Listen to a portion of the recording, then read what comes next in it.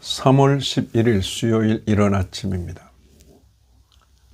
오늘 말씀 읽기 본문은 열왕기상 11장입니다. 지혜로운 왕의 마음이 돌이키다. 첫째 단락은 1절 이하 8절. 사랑의 왜곡, 마음이 기울어지다. 장면은 충격적으로 시작합니다. 1절입니다.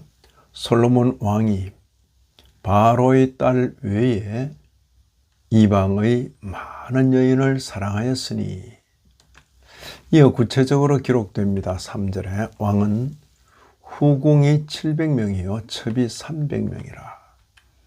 그리고 결정적 문장이 나옵니다. 그의 여인들이 왕의 마음을 돌아서게 하였더라. 본문은 단순히 정치적 혼인을 비판하지 않습니다. 문제는 마음입니다. 4절에 솔로몬의 나이가 많을 때에 그의 여인들이 그의 마음을 돌려 다른 신들을 따르게 하였으므로, 더 나아가 6절을 보시면 솔로몬이 여호와의 눈앞에서 악을 행하여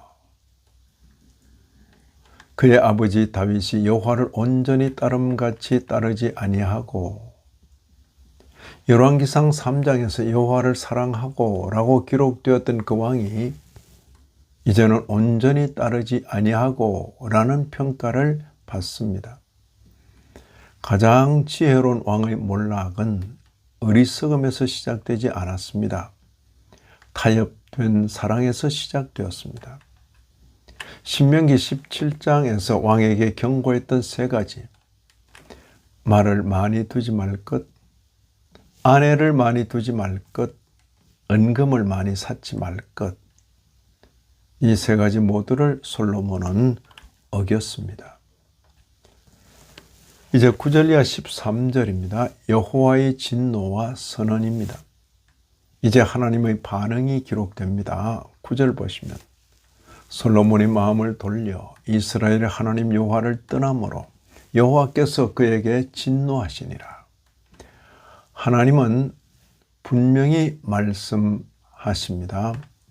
11절입니다. 내가 반드시 이 나라를 네게서 빼앗아 내 신하에게 주리라. 그러나 이어지는 말씀은 매우 중요합니다. 12절 13절입니다.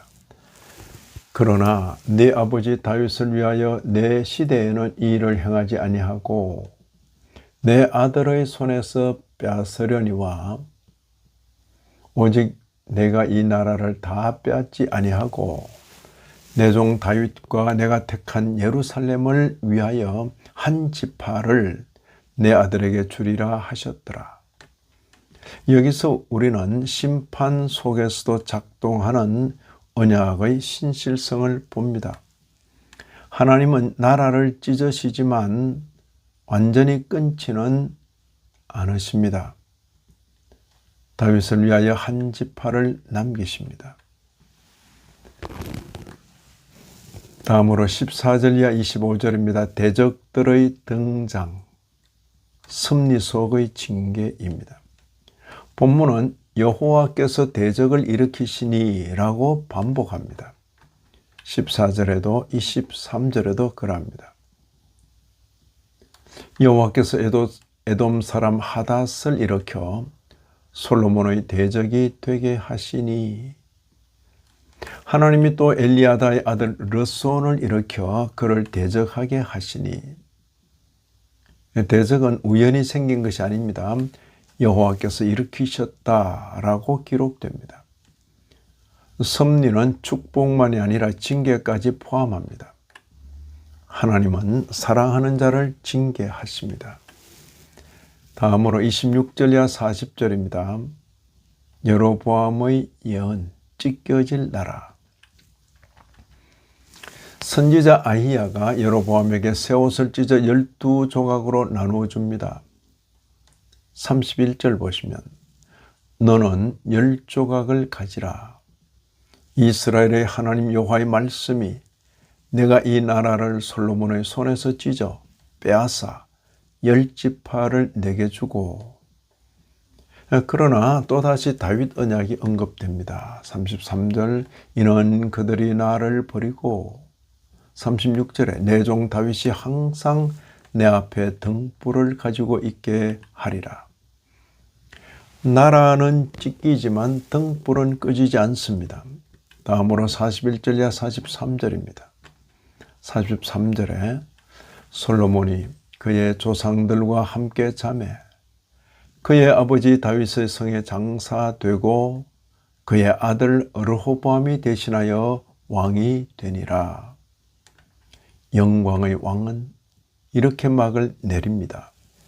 금과 은, 병거와 상아, 열방의 찬양도 그를 지켜주지 못했습니다.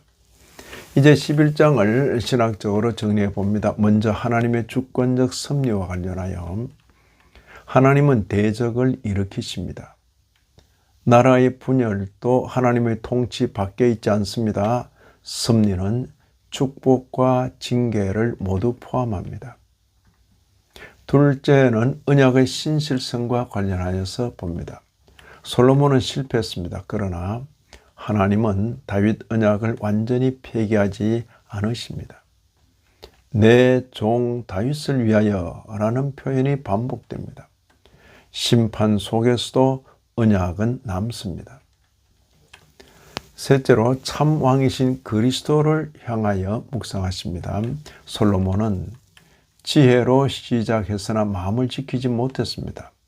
그러나 예수 그리스도는 시험을 받으셔서도 죄가 없으셨습니다.